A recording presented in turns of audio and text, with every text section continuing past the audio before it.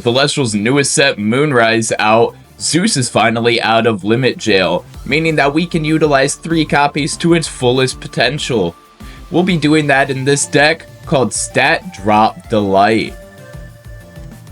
The goal of this deck is to utilize our Elestrals abilities to lower the stat lines of our opposing Elestrals to the point where it doesn't matter what position they're in, we can always beat over them. Our first Elestral that does this is 3 copies of Warmight, a 3/1 fire Elestral that says you can target an opponent's Elestral and give it -4 attack until the end phase. This is fantastic because it allows Warmight to essentially be a 7 attack beater all on its own. Everybody goes nuts about the fact that Elechick plus Zeus or Demeter equals 7 attack, but Warmight literally does it all on its own.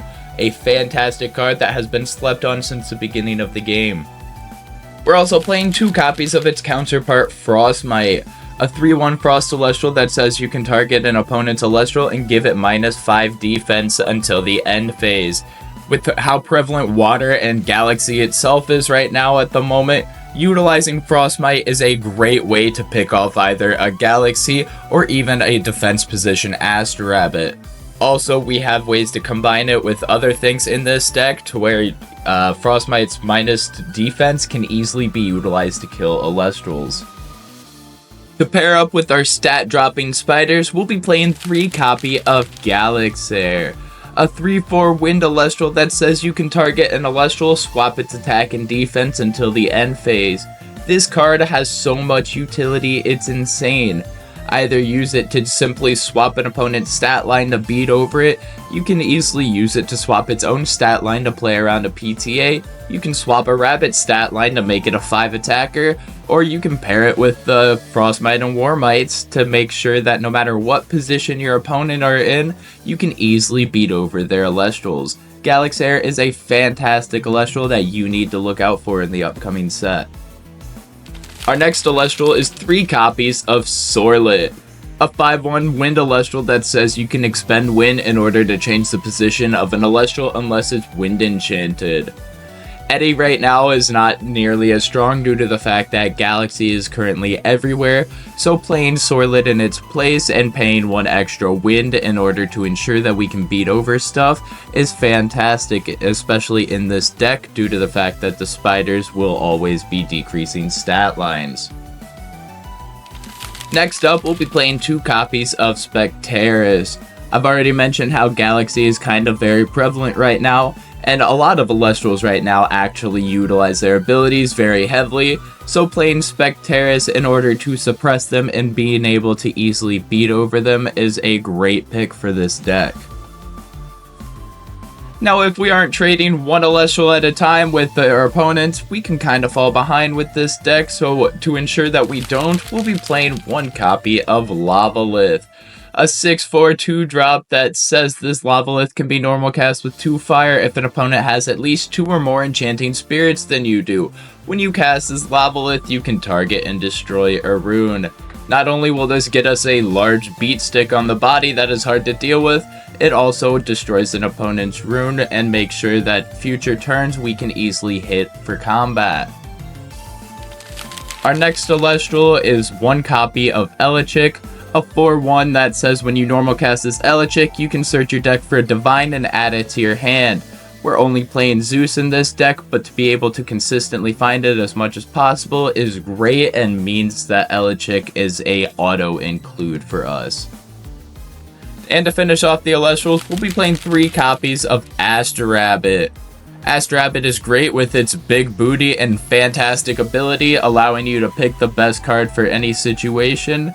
This card is an auto include in almost every deck. Before we continue the video, I do want to remind everybody that I will be giving away a Reverse Stellar Exaltus at 100 subs. All you have to do is like the video and subscribe to the channel and you will be entered to win this beautiful card. Without further ado, let's get back to the video. To start off our runes, we'll be running 3 copies of Zeus. Zeus is fantastic because he allows every single one of our Elestrals to win combat against other 1-drop Elestrals. Not only that, but pair it with Frostmight or Warmight, and you can even start to take out 2 and 3 drops Elestrals with just a 1-drop Elestral. making Zeus extremely valuable in this deck. Our next rune is 3 copies of Cryoblast. Cryoblast is fantastic in this deck because it allows you to kill pretty much all of the high attackers that are being played right now. Not only that, you can pair it with Zeus to kill anything that has less than 5 defense. You can also pair it with Frostmite to kill anything less than 7 defense. And if you also happen to have both Zeus and Frostmite, Cryoblast can kill anything that's less than 10 defense on the board that is not a Frost Elestral. Fantastic for a deck like this, and will only get better as more stat drop Elestrals come out. Next, we'll be playing 1 copy of Earthquake. Earthquake is fantastic because it's unconditional removal, and there's not really much more to say about that. Whenever you have the chance, you play unconditional removal, so we're playing our 1 copy of Earthquake that we're allowed to play. And our last piece of Invoke removal is 1 copy of Resting on Your Laurels. Now, as I said before, if we're not going 1 for 1 with this deck with Elestrals, it can be kind of easy to fall behind. So to ensure that we don't, we'll be playing the 1 copy of Resting on Your Laurels that we are allotted to play. And we'll be playing our 3 mandatory copies of Ambrosia to finish off the Invoke runes. Ambrosia's always played due to the fact that healing in this game is busted since everything costs your life to play. Ambrosia's pretty much always going to be a 3 of in every single deck. Moving on, we have our counter rune package. It's a pretty typical counter rune package with a little bit of variance, so I won't be spending too much time on it. Starting with 3 copies of Gorgon's Gaze. This is here to shut down literally anything that an opposing Elestral could ever want to do. Next, we have 3 copies of Poison Tipped Arrow. This is here for the -2 attack to save our Elestrals, and also because it's very prominent removal. We're running 3 copies of Shield of Achilles to bounce any opposing Elestrals back to hand, and we're running 1 copy of Tsunami. We're running only the 1 because water is very prominent right now, so Tsunami's kind of a dead card. In place of those 2 copies of Tsunami, we'll be playing 2 copies of Alterous Star. Now this is very good in our deck due to the fact that we're playing 3 copies of Zeus anyways, so we should almost always have extra spirits on board, and it's better than Tsunami because it can actively target water Elestrals. Now, I'll be honest with you, the hardest part about playing this entire deck is managing your spirits. This spirit deck is very, very wonky. Starting off with 1 copy of Alloon for your Specteris. You've got 1 copy of Leviathan for your Tsunamis, or Misenchanting to play around Tsunami if you want to. Next, we have 2 Teratlus for our Earthquake. We have 3 Flurmine for our Frostmites and for our Cryoblast. We're playing 4 Pyro for our Warmite and for our Lavalith.